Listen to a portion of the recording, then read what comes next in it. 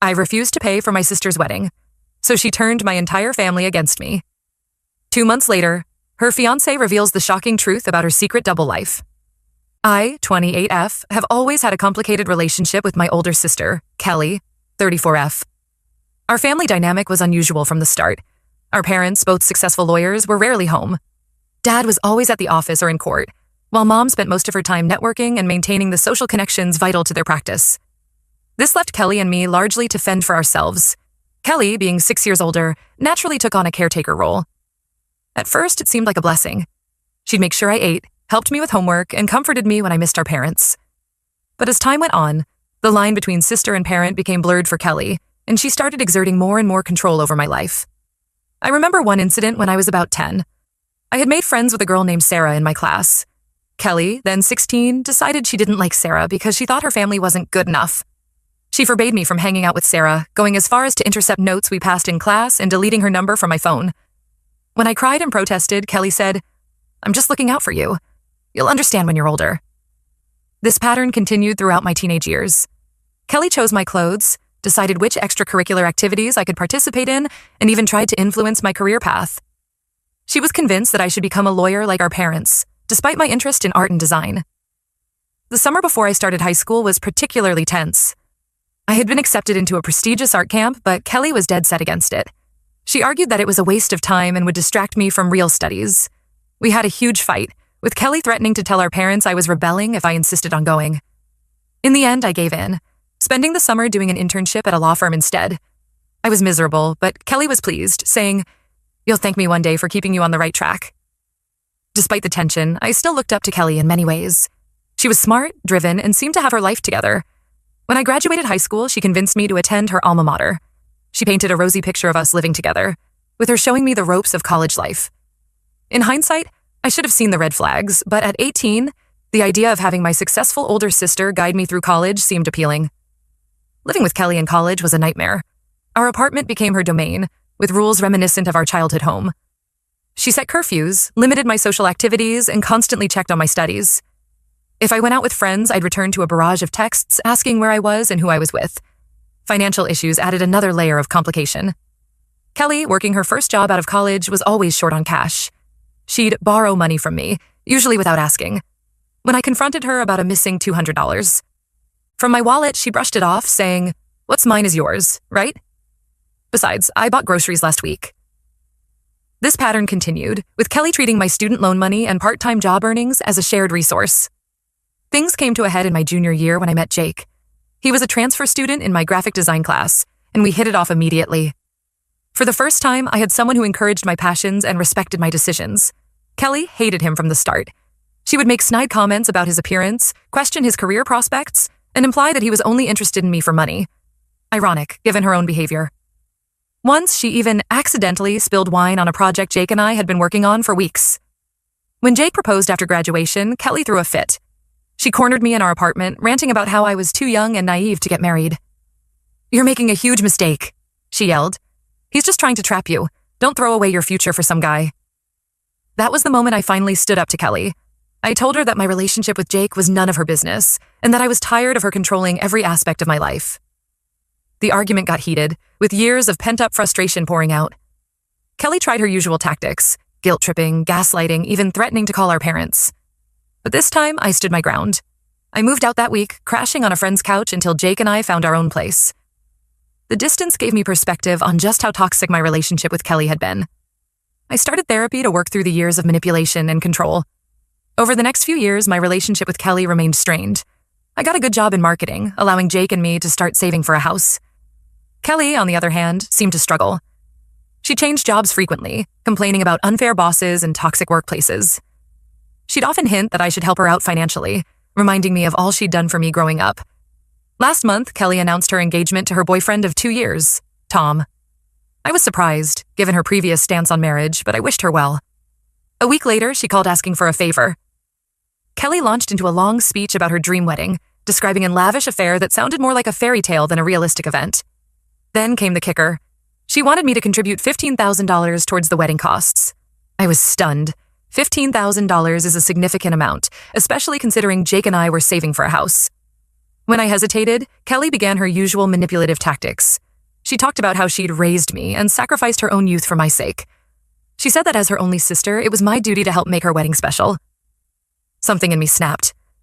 Years of suppressed anger and resentment came pouring out. I told Kelly that while I appreciated what she did, when we were kids, it didn't give her the right to control my life or my money. I pointed out all the times she'd taken advantage of me financially and emotionally over the years. I brought up specific incidents. The time she borrowed my entire summer job earnings to buy a designer bag. The countless times she'd belittled my career choices. The way she'd tried to sabotage my relationship with Jake. I told her that her sacrifices were her choice, not something I'd asked for, and that they didn't entitle her to my money or compliance as an adult. Kelly was furious. She called me selfish and ungrateful, saying I owed her for everything she'd done. She accused me of abandoning her when she needed me most and threatened to tell our parents and extended family that I was refusing to help with her wedding out of spite. That was the final straw. I told Kelly I wouldn't be contributing a cent to her wedding. Furthermore, I said I was done with her manipulation and guilt trips. I told her not to contact me again unless she was ready to apologize and change her behavior. It's been 3 weeks, and I haven't heard from Kelly directly. However, I've been bombarded with calls and messages from relatives. Apparently, Kelly has been telling everyone that I'm refusing to help with her wedding because I'm jealous of her happiness. Some family members are pressuring me to be the bigger person and reconcile with Kelly for the sake of family harmony. Despite the pressure, I'm standing firm in my decision. But I can't help wondering, am I the asshole for refusing to help with her wedding and cutting her off? Update 1. It's been about a month since my last post, and the situation with Kelly has escalated in ways I never expected.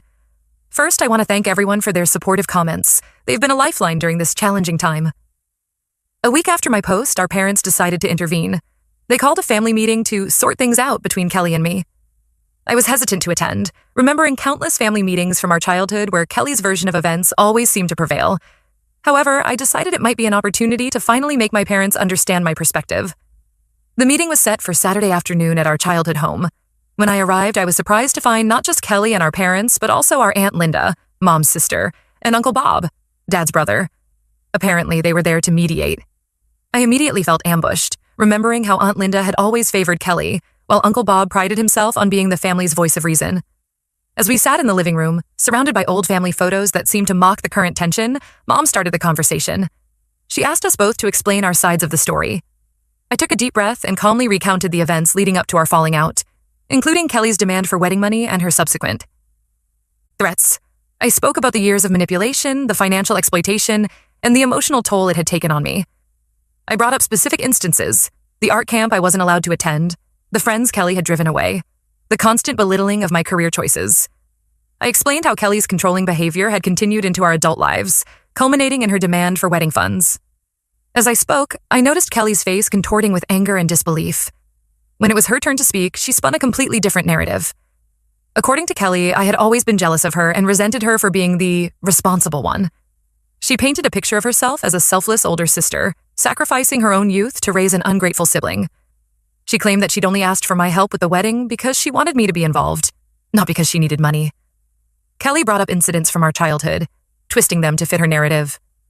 The art camp became a story of her protecting me from making a mistake that would derail my future. Her control over my friendships was reframed as looking out for my best interests. She even suggested that Jake had turned me against my family, poisoning my mind with ideas of independence. As Kelly spoke, I watched our parents' faces. They seemed to soften, nodding along with her words. Aunt Linda reached out to pat Kelly's hand supportively, while Uncle Bob gave me a disapproving look. When I tried to defend myself, to point out the inconsistencies in Kelly's story, I was interrupted or told I was being too emotional. Kelly kept bringing up things from our childhood, each anecdote carefully crafted to portray herself as the martyr and me as the ungrateful brat. The meeting dragged on for hours, with every attempt I made to explain my perspective shut down or dismissed. Kelly's tears, which started flowing at convenient moments, seemed to hold more weight than my words. The final straw came when our parents suggested a compromise. They proposed that instead of giving Kelly money directly, I should take charge of planning and paying for her bridal shower and bachelorette party. They framed it as a gesture of goodwill that would help mend our relationship. I was stunned. It was clear they hadn't heard a word I'd said about financial boundaries and Kelly's manipulation. Their solution was essentially to have me spend money on Kelly anyway, just in a different form. I refused. I stood my ground, telling them I wasn't going to be manipulated into spending money on Kelly's wedding events when I'd already made my position clear. This led to another round of accusations about me being selfish and not caring about family. Kelly seized this moment to deliver her coup de grace. Through tears, she announced that she had always dreamed of having her little sister as her maid of honor. But now she realized that dream would never come true. It was a masterful piece of emotional manipulation, and I watched as my family fell for it, hook, line, and sinker. The meeting ended with me feeling angry, betrayed, and more alone than ever. It was clear that my family had already decided I was in the wrong, regardless of what I said. Kelly had successfully painted herself as the victim, and I was cast as the villain. In the weeks since that disastrous meeting, the fallout has been significant. Our parents are barely speaking to me, sending only terse formal texts when absolutely necessary. I've been uninvited from several family events, including my cousin's baby shower and my uncle's retirement party. Kelly, on the other hand, is basking in the attention and sympathy she's getting. She's been posting on social media about healing from family trauma and how blood isn't always thicker than water. Each post garners hundreds of supportive comments, many from family members who now view her as some sort of wronged saint. The situation has forced me to reevaluate many of my relationships. Friends I thought I could count on have taken Kelly's side, swayed by her version of events. It's been a painful process of realizing who truly supports me and who was just waiting for an excuse to side with Kelly. Despite the pressure and the pain of being ostracized by my family, I'm standing firm in my decision. This whole situation has made me realize how dysfunctional my family dynamics are and how much Kelly's manipulation has shaped our relationships over the years. Jake has been my rock through all of this. He's helped me see that I'm not crazy for feeling the way I do, and that it's okay to set boundaries with family. We're focusing on our plans to buy a house and build our future together, away from the toxic influence of my family. I'm still processing everything that's happened, but I'm more convinced than ever that I made the right choice in standing up to Kelly. It's painful to be at odds with my family, but I'm not going to let them guilt me into accepting toxic behavior anymore. For the first time in my life, I'm putting myself first, and while it's scary, it also feels incredibly liberating. Update 2. It's been 2 months since my last update, and things have taken an unexpected turn. I thought I'd share what's been happening as it's shed new light on the situation with Kelly. About 3 weeks ago, I received a call from Tom, Kelly's fiancé. This was unusual because Tom and I have never been close. In fact, our interactions have been limited to awkward small talk at family gatherings. He usually lets Kelly handle all family communication, so when he asked if we could meet for coffee to discuss something important, I was immediately on guard. Nevertheless, curiosity got the better of me, and I agreed. We met at a small cafe downtown, away from our usual family haunts. Tom looked nervous and uncomfortable, fidgeting with his coffee cup and avoiding eye contact. After some stilted small talk about the weather and his job, he dropped a bombshell. He and Kelly had broken up and the wedding was off. I was shocked, to say the least. Despite our issues, I had genuinely believed Kelly was happy with Tom. But as he began to explain, I realized there was much more to the story than I had known. Tom proceeded to tell me a tale that confirmed many of my worst suspicions about Kelly, while also revealing new depths to her deception. Apparently, she had been lying to him about her financial situation throughout their entire relationship. She had told him that she had substantial savings and a stable, well-paying job. In reality, she was deeply in debt and had been fired from her last 2 jobs for misconduct, specifically for misusing company funds. The wedding planning had brought everything to light. Tom discovered that Kelly had opened several credit cards in his name without his knowledge. She had been using these cards to fund her lavish lifestyle, racking up tens of thousands of dollars in debt. When he confronted her about it, she tried to guilt trip him, saying she only did it because she wanted to give him the wedding he deserved. As Tom spoke, I felt a strange mix of vindication and sadness. His story aligned perfectly with the Kelly I knew, the master manipulator who always found a way to make her actions seem justified. But it also revealed a level of desperation in Kelly that I hadn't fully grasped before. Tom apologized to me, saying he now understood why I had refused to contribute to the wedding. He admitted that Kelly had told him I was just being selfish and jealous, and he had believed her. Now he saw the pattern of manipulation and lies that I had been trying to escape for years. After Tom left, I sat in the cafe for a long time, processing what I'd learned. I felt angry at Kelly for her deception, but also worried about her. Despite everything, she was still my sister, and it was clear she was spiraling out of control. A few days after my meeting with Tom, all hell broke loose in the family. Kelly, unable to keep the breakup secret any longer, told our parents that Tom had left her, but her version of events was, predictably, very different from Tom's. According to Kelly, Tom had been controlling and abusive, and had left her when she stood up to him. She claimed he had lied about her using his credit cards to turn people against her. She painted herself as the victim of a cruel man who had taken advantage of her trust and generosity. I received a flurry of calls and messages from family members, all expressing sympathy for Kelly and anger towards Tom. Some even suggested that I should reconsider helping with the wedding costs so Kelly could start over after this traumatic experience. I was torn. Part of me wanted to expose Kelly's lies and finally make our family see her true nature. I had concrete evidence now, straight from Tom, of her deception and financial misdeeds. It could be my chance to clear my name and show everyone that I hadn't been wrong about Kelly all along. But another part of me knew that confronting her would only lead to more drama and pain. Kelly had proven time and time again that she was capable of twisting any situation to her advantage. If I revealed what Tom had told me, she would likely find a way to spin it against me, perhaps accusing me of colluding with her abusive ex to slander her.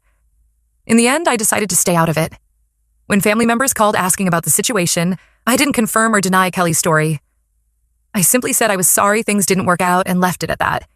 It wasn't the most satisfying response, but it felt like the healthiest choice for my own well-being.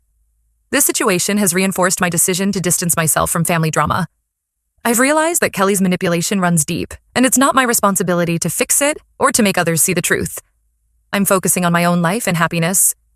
Jake and I have put an offer on a house, and we're excited about this new chapter in our lives. It's a modest 3-bedroom in a quiet neighborhood. Nothing fancy, but it's ours. As we've been packing up our apartment, I've come across old photos and mementos from my life with Kelly. It's been a bittersweet experience, reminding me of the good times we had amidst all the manipulation and control. I'm also considering starting therapy again to work through some of the lingering issues from my relationship with Kelly.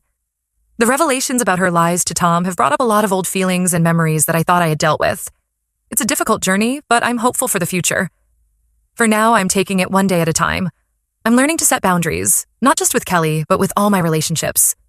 It's not easy, and there are days when I second-guess my decisions, but overall, I feel like I'm on the right path. Update 3. It's been about 6 weeks since my last update, and I have some surprising news to share. Last week, I received an unexpected visitor at my workplace. It was Kelly. At first, I thought I was seeing things. Kelly had never visited me at work before, always insisting that I come to her. But there she was, standing awkwardly by the reception desk, looking nothing like her usual polished self. Kelly looked terrible, with dark circles under her eyes and a defeated expression I'd never seen on her before. Her clothes, usually impeccably styled, were wrinkled and mismatched. She asked if we could talk, and against my better judgment, I agreed to have lunch with her. We went to a small deli near my office. As we sat down with our sandwiches, I braced myself for another round of accusations or manipulation. But what happened next caught me completely off guard. Kelly broke down. Not in the theatrical, attention-seeking way I was used to, but in a raw, vulnerable manner that made me deeply uncomfortable. She confessed that her life had spiraled out of control. After Tom left her, she'd lost her job and was facing eviction from her apartment. She admitted to lying about Tom being abusive and said she couldn't keep up with all the lies anymore. Between sobs, Kelly told me she'd hit rock bottom and realized she needed to change. She said she'd started seeing a therapist and was diagnosed with borderline personality disorder. She's been attending group therapy sessions and is on medication now. As she spoke, I found myself remembering moments from our childhood. Kelly comforting me after nightmares, teaching me to ride a bike, defending me from bullies at school. For the first time in years, I felt like I was seeing glimpses of that sister, not the manipulator she'd become. What surprised me most was when Kelly looked me in the eye and sincerely apologized for her behavior over the years. She acknowledged how she'd manipulated and hurt me and said she understood why I had cut her off. She didn't ask for money or help, just for a chance to make amends over time. I was skeptical at first, given our history. But as we talked, I could see genuine remorse and a desire to change in Kelly's eyes. It was the first time in years that I felt like I was talking to my sister, not a stranger wearing her face. We talked for hours, going over painful memories and confronting hard truths. Kelly admitted to many things: her jealousy of my relationship with Jake, her resentment of my career success, her desperate attempts to maintain control over my life. She also shared more about her diagnosis, helping me understand some of her behavior without excusing it. I told Kelly that while I appreciated her apology, rebuilding our relationship would take time and effort on her part. I made it clear that I wasn't ready to let her back into my life fully, but I was willing to take small steps if she continued to work on herself. Since that lunch, Kelly has respected my boundaries. She sends me short, respectful texts updating me on her therapy progress, but doesn't push for more contact than I'm comfortable with. It's a small thing, but it gives me hope that maybe, just maybe, real change is possible. Last week, she sent me a photo of a painting she'd done in art therapy. It was a picture of 2 little girls holding hands, clearly meant to be us. The gesture touched me more than I expected. I'm still proceeding with caution, and Jake and I are maintaining firm boundaries. But for the first time in a long while, I feel cautiously optimistic about the possibility of having a healthier relationship with my sister in the future. This experience has taught me a lot about the complexity of family dynamics and the possibility of change. While I'm not forgetting the past, I'm cautiously open to the possibility of a different future. Only time will tell how things will unfold, but for now, I'm taking it one day at a time.